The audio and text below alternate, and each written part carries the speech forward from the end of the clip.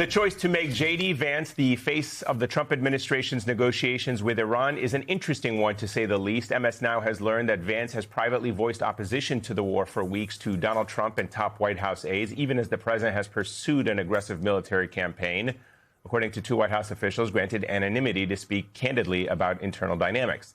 He has long opposed U.S. military interventionism, and his unease with the Iran war is now widely understood inside the administration. I think there's also something interesting at play here from an Iranian perspective, from at least from what I've gathered from some Iranians. One, they felt that the last time negotiating with Steve Witkoff and Jared Kushner, although they are there this time, that those guys are duds, that negotiating with them is just not going to produce a result. And they weren't even sure that Jared Kushner and Steve Witkoff understood the technical aspects of the negotiations to relay it back to Donald Trump. So I think from an Iranian perspective, they actually prefer having J.D. Vance there. And they also believe that he's going to be more incentivized to make a deal because because of his own political future, that he could potentially want to, if he does want to become president, he will make sure that a deal will stay in place because it is something that he was personally involved in. So he'll have more stake in having it. And it's funny enough, and I want to play this soundbite of Donald Trump saying, this was a couple days ago, about how he would take credit for it if the deal works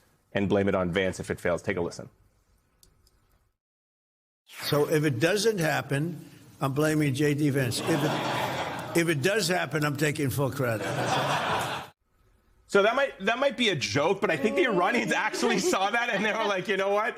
There's actually something at play here, and they want to make it likely that J.D. Vance succeeds, and that if he does want to have a political future, he will be committed to the deal, not like Donald Trump, who just because he wants to make it all about himself all of the time, that he will just rip up any deal that happens. So.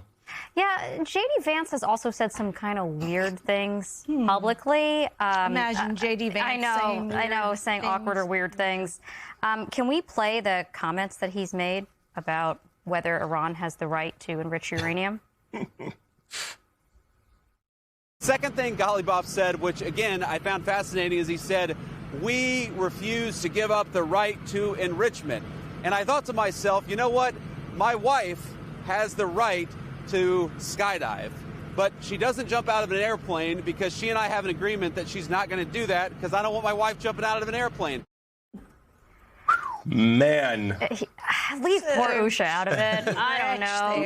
Usha's probably like just sitting at home and they're like, like her phone blows up because they're like, JD made another comment about you. About how she made a deal to not jump to her death. And she has a right to jump out of a plane. I don't know. I mean, I understand J.D. Vance's motivations here that you laid out. I'm still a little dubious that he will be the master negotiator. He's playing that he terrible. Oh, I don't think he's a master negotiator. I didn't think that. This is essentially a lose-lose for him. Yeah. Okay, like he's trying to get to a good place that is satisfactory to the American public and to the Iranians. Good luck. Like, I wish he could. I would salute him. I would be happy. I don't think that's even. I don't even think that's on his agenda. I think he's trying to make sure that he gets the Donald Trump endorsement and try to come out of this as an anti-war person. Well, but so he strikes a deal. At least he has a feather in his cap. He's not seen as just a bumbling, do-nothing vice president. He already is going to have the MAGA people against him if he is anti-war, because he's going against Trump, so he doesn't have the Trump faction, and he really doesn't have a constituency. He's seen as standing for nothing, and that carries over into all of this, because even if he is actually anti-war, you don't really know it except for some anonymous quotes. That's bravery. Well, that's very likely people in his camp choosing to disclose that to reporters, because there is a long game and they will want to look back and say, look, like, this is how we felt all along, but no vice president can come out against their boss, and eventually he'll have to make a divide there. I think one of the things that's sort of strange about this whole dynamic is just how much Rubio has actually been able to sort of like outmaneuver here, like, and keep himself almost entirely out of the spotlight on this. Big difference here. Rubio actually has some political talent too. And you look at J.D. Vance and just, guy has gotten so lucky. You know, he managed to write the Appalachia book, you know, about being like, but you've got Rubio playing the long. He's at the UFC. Rubio's at the UFC fight in Miami while J.D. Vance is in Pakistan negotiating with the Iranians. He has like 45 jobs, this guy, including like high-level national security and being, of course, the Secretary of State. Like, he is very much like or at least he should be involved in what's happening in Iran. He should have been in the conversation, you would think. But he has managed to make it look like he has no fingerprints on this thing. And that is going to be an issue for J.D. Vance when the time comes. Yeah. Indeed. Okay, we'll have to leave it there for now.